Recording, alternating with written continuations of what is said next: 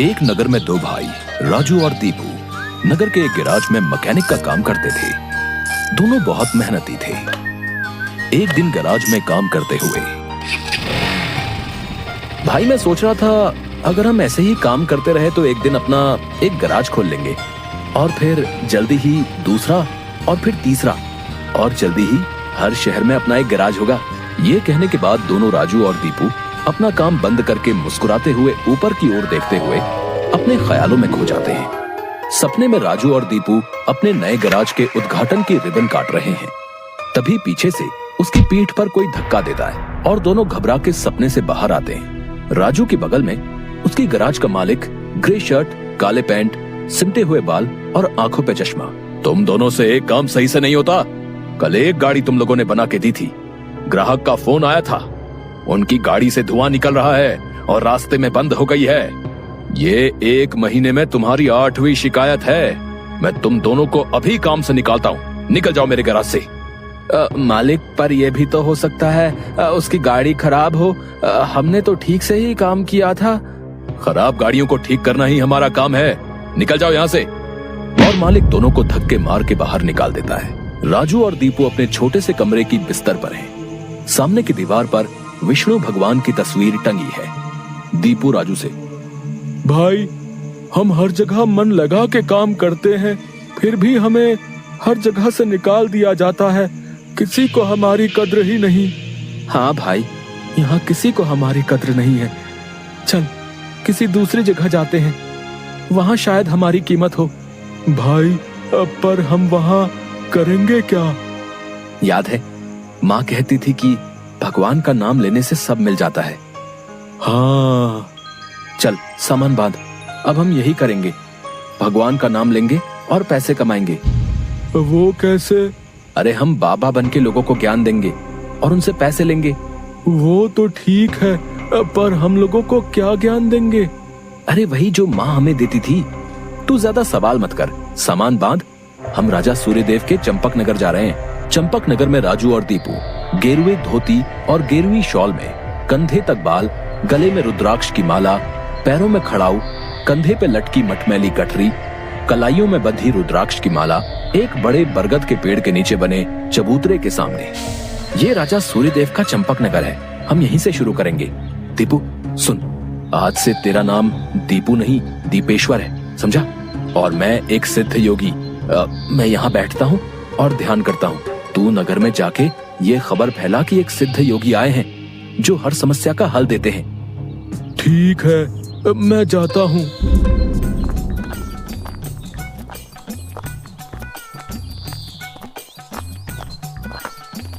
भाई हमारे सिद्ध बाबा जी के लिए कुछ दान दो। ये कौन से बाबा हैं और कहाँ हैं? बड़े सिद्ध बाबा हैं, उनके पास हर समस्या का हल है। नगर के बाहर जो बड़ा बरगद का पेड़ है ना, वहाँ ठहरे हुए हैं। अगर तुम्हें कोई समस्या हो तो उनसे जाके मिल लो, वो तुम्हें हल जरूर बताएंगे। पर हाँ, दान के लिए कुछ लेकर जरूर आना। हाँ हाँ, मैं जरूर आऊंगा।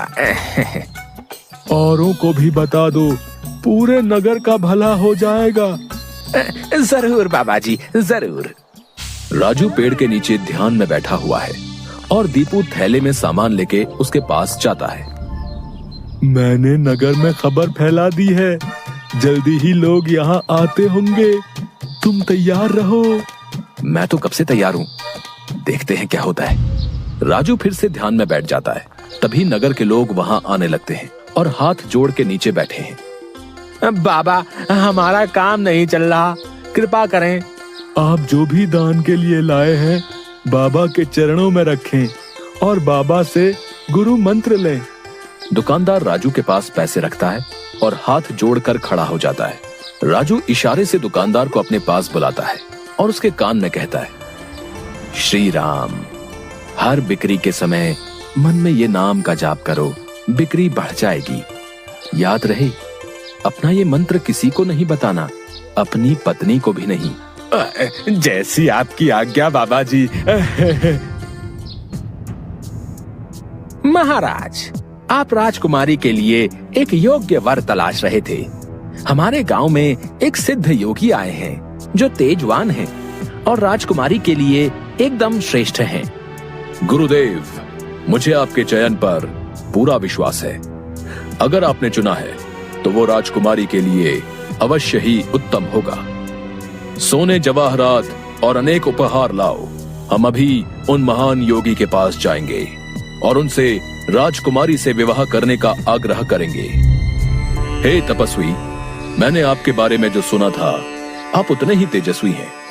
मेरा आग्रह स्वीकार करें। राजू ध्यान से आंख खोलकर राजा को देखते हुए, जी महाराज, कहिए क्या परेशानी है आपको? मेरी इच्छा है कि आप मेरी पुत्री से विवाह करें और ये उपहार स्वीकार करें। राजू काफी देर तक उपहार में लाए सोने चांदी और अनेक वस्त्र और उपहारों को देखता है, फिर राजा की ओर मुड़ता है। महाराज, मैं तो एक सन्यासी हूँ, मुझे इन सब से क्या लेना? मुझे क्षमा करें, मैं आपकी बात नहीं मान सकता। दीपू चौंकते हुए राजू को देखता है। मैंने जो सुना था, आप उससे भी महान हैं। मुझे क्षमा करें यदि मैंने आपका अनादर किया हो। आप जब तक यहाँ हैं, मैं कोशिश करूंगा आपको कोई दिक्कत ना हो। और राजा सूर्यदेव को प्रणाम करके वापस चले जाते हैं। अरे राजू, ये क्या कर दिया तुमने? इतना अच्छा मौका हाथ से जाने दिया। अरे राज करते हम लोग। राज, तुम्हें ये क्या हो गया है? मैं यही सोच रहा था, लेकिन फिर मैंने सोचा कि इतने दिनों से ईश्वर का नाम लेते लेते इतना तो समझ आ गया है कि ईश्वर के नाम अमृत में ऐसा क्या है जो मीरा सारा राजसी ठाट छोड़कर वैरागन बन गई। क्यों प्रहलाद ने अपने पिता की इतनी यातनाएं सही? मुझे भी राम नाम का धन मिल गया है जिसके आगे इस दुनिया का सारा धन फीका है। मुझे ये सब नहीं पता।